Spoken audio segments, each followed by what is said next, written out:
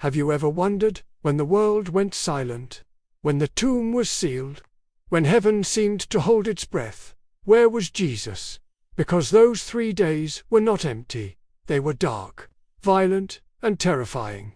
The sky had gone black. The earth had shaken. The veil was torn.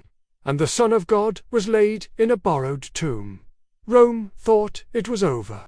Hell thought it had won. But beneath the surface of the earth, a war had begun.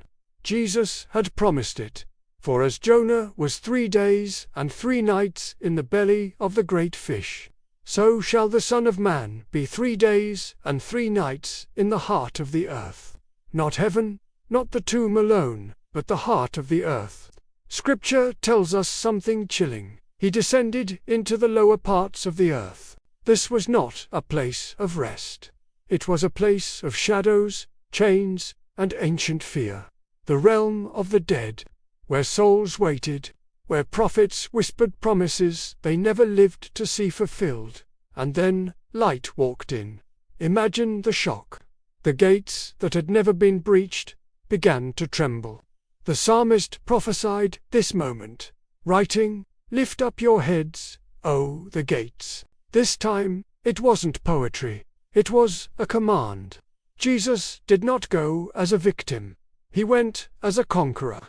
The Apostle Paul wrote, having disarmed principalities and powers, he made a public spectacle of them, triumphing over them. Hell saw the scars. Death recognized the voice. Demons remembered the authority. The same voice that said, "Let there be light," now stood in their darkest kingdom. Peter reveals a mystery most believers overlook.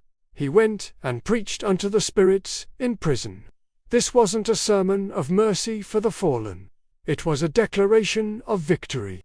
To Abraham, to David, to Isaiah, to every righteous soul who died, believing but never seeing. The promise had arrived. The Lamb had been slain. The debt had been paid. For them, it was the dawn they had waited centuries to see. The King had come to lead them home.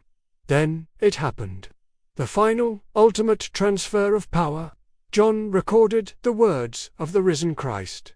"I am he that liveth, and was dead. And behold, I am alive forevermore. And I have the keys of hell and of death."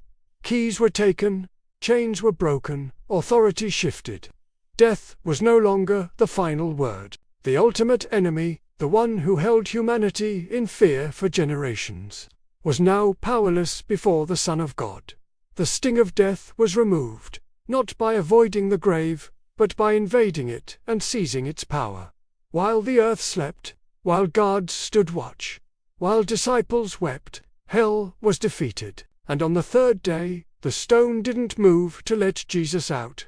It moved to show the world he was already gone. His departure from the tomb was as miraculous as his entry into the world. The Apostle Paul would later write in triumph, "O death, where is thy sting? O grave, where is thy victory?" The answer echoed from an empty tomb. Nowhere. Those 3 days were not weakness. They were warfare. Jesus didn't avoid darkness. He entered it and came back holding the keys. So, if you're in a dark place right now, if you feel like you're in a tomb of your own, remember this. If Jesus conquered the depths of hell itself, there is no grave, no chain, no night that can hold you forever. His victory is your victory. Thank you for watching. If this message moved you, please share it and subscribe for more.